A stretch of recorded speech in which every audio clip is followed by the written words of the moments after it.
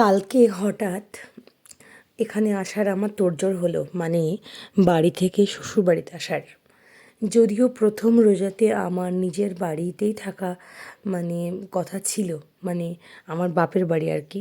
তারপরেও একটা কারণবশত এখানে আমাকে চলে আসতে হলো, আর আমি গাড়ি করে চলে এলাম। আর এই যে দেখছো, এসে একটু বসেছিলাম, তো ভাবলাম যে একটা ছবি তুলে নিই, তাই একটু ছবি তুলে নিলাম। তারপর বাড়িতে আমার তাড়াহুড়ো করে কিছুই খাওয়া হয়েছিল না, তাই এসে সন্ধ্যায় তো চা তো খেতেই হতো, আর আমার আসতে আসতে অলমোস্ট সন্ধ্যা হয়ে গেছিলো। এখানে দেখতে পাচ্ছ বর অফিস থেকে চলে এসেছে, বর আমার আগে চলে গেছিলো, পরে আমি গাড়ি করে আবার আসি, একা একাই আসতে হয়েছে আমাকে। তারপর একটু চা খেয়েছিলাম, চা খাওয়ার পরে এই মা সে একটু চিতা পিঠে বানিয়েছিল দুধ দিয়ে। তো ভাবলাম তাহলে যেহেতু কিছুই আমি খেয়ে আসিনি, তাহলে পিঠেটা একটু খেয়ে নিই। তাই এই যে দেখো, চিতা পিঠেটা আমি খেয়ে নিলাম। আর চিতে পিঠে আমার এই দুধ দিয়ে ভেজানোটা বেশি ভালো লাগে। এর আগে তোমরা অনেকবার আমার ভিডিওতে দেখেছো যে আমি কীভাবে চিতা বানাচ্ছি বা কীভাবে খাচ্ছি। অনেকে আবার গুড় দিয়ে ভিজিয়েও খাই।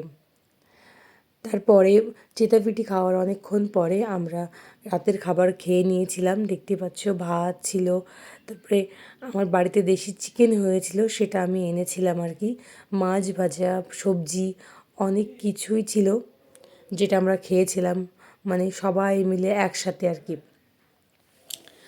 তারপরে তো কাল থেকে যেহেতু রোজা, মানে এগুলো কালকের ক্লিপস। এই যে দেখতে পাচ্ছি এবার হয়ে গেছে ভোর। তখন কটা বাজে? 3:12 বাজে প্রবাবলি।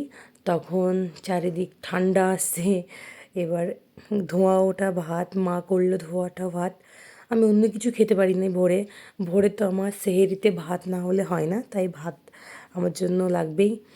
আর ভাতের সঙ্গে অনেক তরকারি ছিল, কিন্তু আমি এই যে ঘি, 1 চামচ ঘি আর একটু বেরেস্তা দিয়ে আলু মাখা, এটাই খেয়েছিলাম।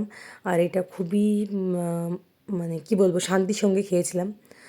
আমার খুব ভাল লাগে ভোরে, মানে যাই হোক না কেন, গরম আর স্পেশালি মাখাটাই খেতে বেশি ভালো লাগে।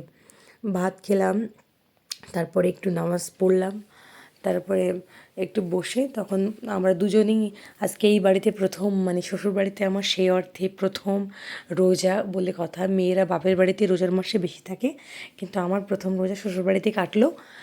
আর থাকবো এখানে কিছুদিন। আর তাছাড়া এখানে তারাবিও আমরা একসঙ্গে, মানে মা মেয়ে মিলেই পড়েছিলাম, যেটা সব থেকে একটা ভালো ব্যাপার। শাশুড়ি বৌমা একসঙ্গে তারাবি, একসঙ্গে সব নামাজ, এটা কিন্তু অনেক সুন্দর।